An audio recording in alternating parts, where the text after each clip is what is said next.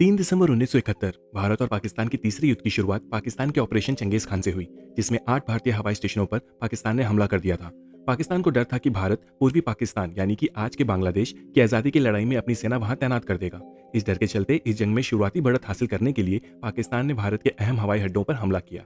इन हमलों के कारण भारत ने भी पाकिस्तान पर आधिकारिक तौर पर युद्ध की घोषणा कर दी।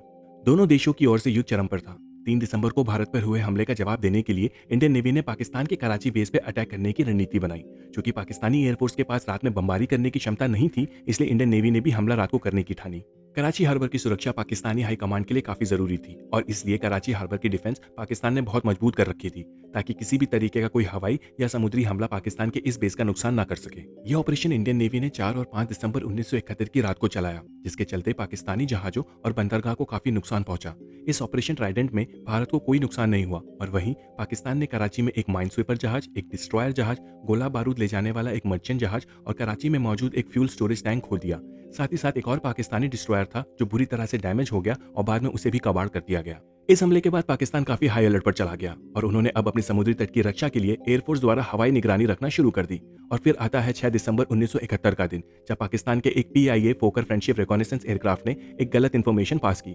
उसने पाकिस्तान की एक फ्रिगेट शिप PNS जुल्फिकार को इंडियन नेवी के मिसाइल बोट समझा और इसे पाकिस्तानी नेवी और एयरफोर्स को रिपोर्ट किया।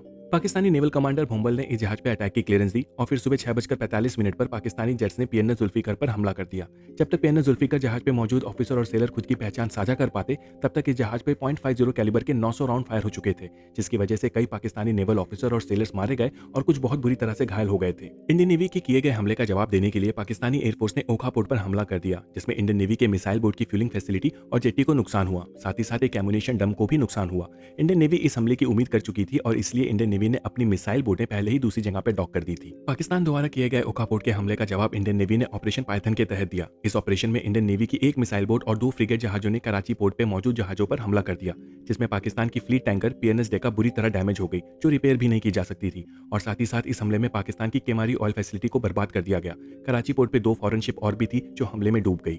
इतिहास में दफन हुए मिस्ट्री और ऐतिहासिक घटनाओं को जानने के लिए हमारे चैनल को सब्सक्राइब करें और अगर आपको ये वीडियो पसंद आई तो इसे लाइक एंड शेयर करें।